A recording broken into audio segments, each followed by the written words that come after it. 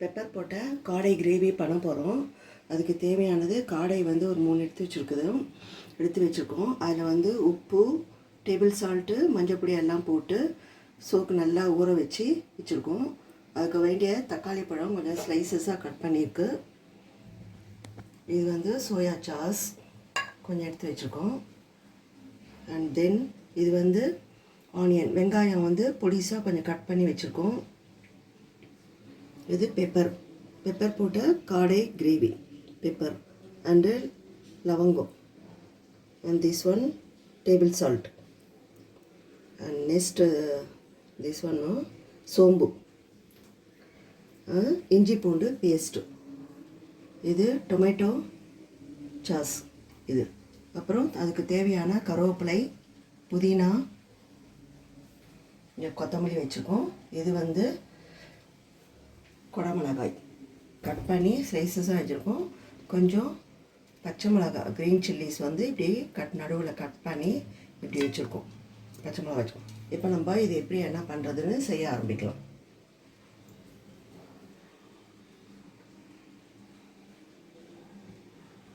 First நம்ம சோம்பு போட்டுக்கலாம். எண்ணெய் ஊற்றிருக்கோம். எண்ணெய் காய்ச்சி சோம்பு போட்டுக்கலாம்.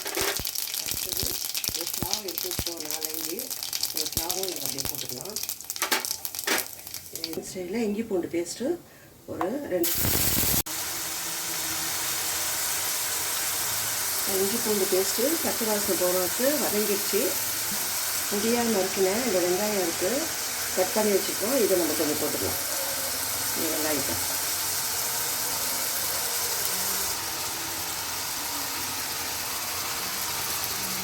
வெங்காயம் வச்சுக்கணும். அது எல்லாமே போட்டாச்சு.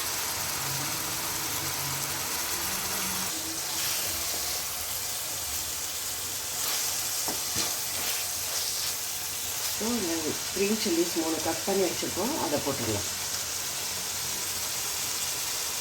இதுக்கு தேவையான டேபிள் சால்ட்டு ஒரு 2 டீஸ்பூன் போட்டுக்கலாம். அப்புறம் வேணும்னா திருப்பி நம்ம போட்டுக்கலாம். இதுவே நமக்கு போதும். 2 டீஸ்பூன் டேபிள் சால்ட்டு. ஸ்லைசஸாக கட் பண்ணி வச்சுருக்கோம். இந்த தக்காளி டொமேட்டோவையும் நம்ம போட்டுடலாம். இது வந்து தக்காளி எல்லாத்தையும் போட்டாச்சு. பெப்பர்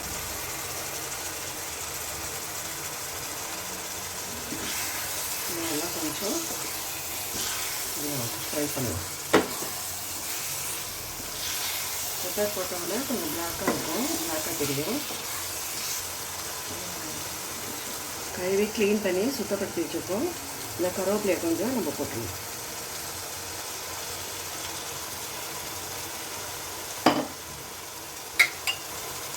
புதினா கொஞ்சம் வச்சுருக்கோம். இந்த புதினாவையும் இதை போட்டுருவோம். புதினா கொஞ்சம் எடுத்து வச்சுட்டு இந்த புதினா வேண்டாம் அப்படியே இது பண்ணி போட்டுருவோம்.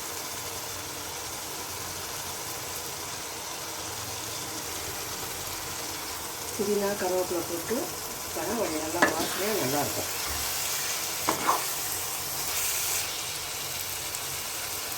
இப்போ இந்த கிரேவியில் சோயா சாஸ் கொஞ்சம் போடலாம். போட்டால் டேஸ்ட் வந்து கொஞ்சம் நல்லாயிருக்கும். சோயா சாஸ் போட்டாக்கா. அதுக்கப்புறம் இந்த டொமேட்டோ சாஸ் பண்ணி வச்சுருக்கோம். அந்த டொமேட்டோ சாஸும் போட்டுருவோம். கொஞ்சம் ஜஸ்ட் லைட்டாக 1-2 டொமேட்டோ சாஸ்.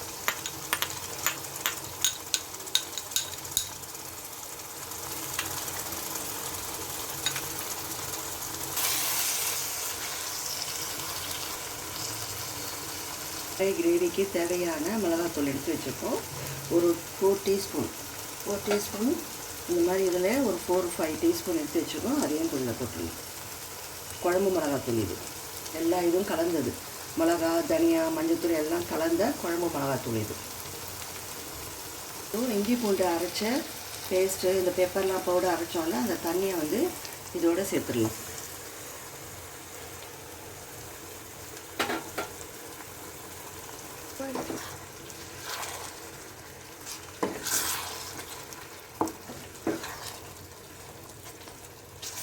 இந்த காடை வந்து ஊற வச்சுருக்கோம்ல, உப்பு, டேபிள் சால்ட் எல்லாம் போட்டு வச்சுருக்கேன். இந்த காடையை வந்து இதில் அப்படியே மெதுவாக போட்டுடணும். இந்த காடையை வந்து நம்ம இதில் போட்டுடலாம்.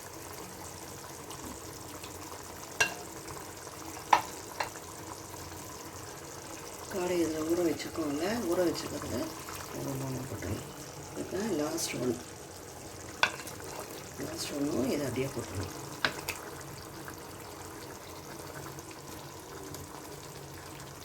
இதில் இருக்க அந்த ஊற வச்சுருக்க தண்ணியையும் நம்ம இந்த கிளாஸ் வச்ச தண்ணியையும் இதை ஊற்றிடலாம். இப்போது இதுக்கு தண்ணி வந்து இதில் இருக்க அந்த இதுவே போதும். அப்போ தான் நல்லாயிருக்கும். ரொம்ப தண்ணி ஊற்ற வேண்டாம். ரொம்ப தண்ணி ஊற்றாமல் இதில் அப்படியே இது பண்ணுறதுக்கு நல்லாயிருக்கும். ஒரு 5 மினிட்ஸ் 10 மினிட்ஸில் ஒரு 50 மினிட்ஸு நல்லா பாயில் ஆகும்.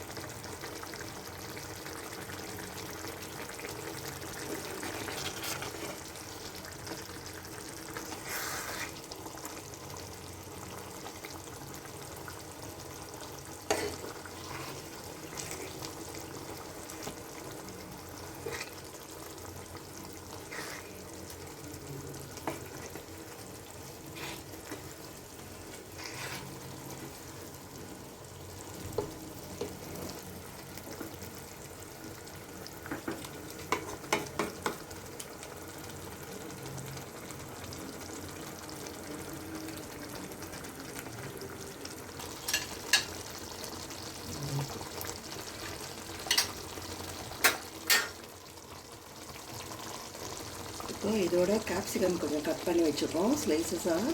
இந்த கேப்சிகம் வந்து நம்ம இதில் போட்டுடலாம். இந்த கேப்சிகம் போட்டாக்கா இந்த கிரேவியில் கொஞ்சம் டேஸ்ட் கொஞ்சம் நல்லாயிருக்கும். க்ரீன் கேப்சிகம் ஃபுல்லாக போட்டாச்சு.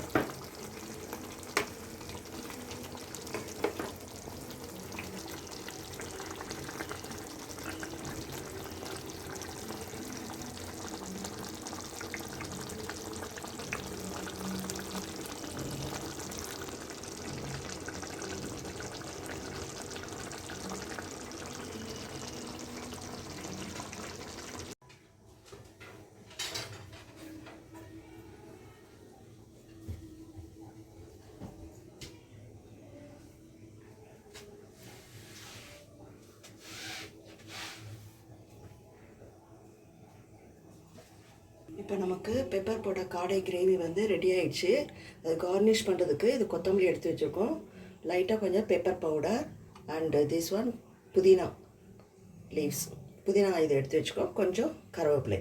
இப்போ இது மேலே வந்து நம்ம லைட்டாக மேலே இந்த பெப்பர் பவுடர் வந்து லைட்டாக கொஞ்சம் போட்டுடலாம். பெப்பர் காடை கிரேவி அதுக்கு தேவையான இந்த பெப்பர் கொஞ்சம் போட்டுடலாம். அப்புறம் இது கருவேப்பிலை அண்டு புதினா லீவ்ஸு, அப்புறம் இது வந்து கொத்தமல்லி இது போட்டு எல்லாமே கொஞ்சம் திருப்பி விட்டுடலாம். இது எல்லாத்தையும் போட்டு திருப்பி விட்டுடலாம். எல்லாம் இதில் வந்து பிளேட்டில் வந்து எல்லாம் போட்டாச்சு. இப்போ இதை அப்படியே திருப்பி விடலாம்.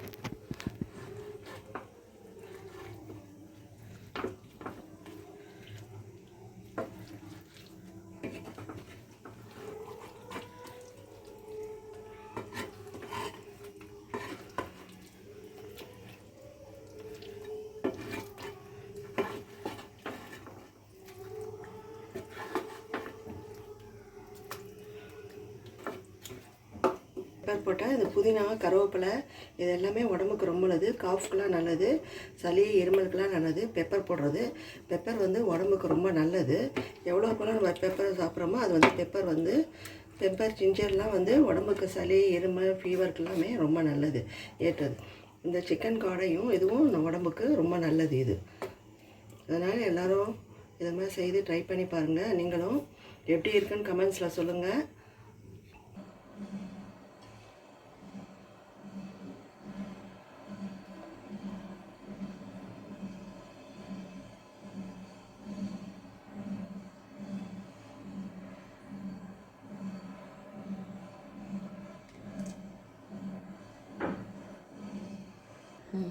இப்போ நமக்கு பெப்பர் காடை கிரேவி ரெடி ஆயிடுச்சு.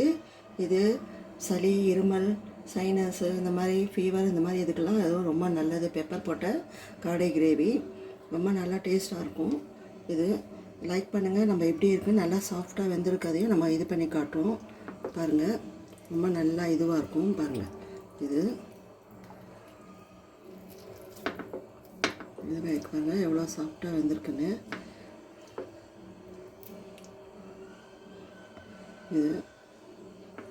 இதை சாப்பிட்டு நீங்களும் ட்ரை பண்ணி பார்த்து எப்படி இருக்குன்னு சொல்லுங்கள். லைக் பண்ணுங்கள், ஷேர் பண்ணுங்கள், சப்ஸ்கிரைப் பண்ணுங்கள். தேங்க்யூ. டாடா, பபாய், பை, see you. இதை வந்து அப்படியே போட்டுட்டு இந்த கிரேவியை வந்து நம்ம அப்படியே போட்டு பிசைஞ்சு சாப்பிடலாம். அப்படியே தொக்கு, இந்த தொக்கு இருக்குங்க, கொஞ்சம் தொக்கு குந்தா போதும். இதை அப்படியே போட்டு இப்போ வந்து பிசைஞ்சு சாப்பிடுவோம். இதை அப்படியே போட்டு நல்லா சாப்பிட்டு பிசைஞ்சு சாப்பிடுவோம்.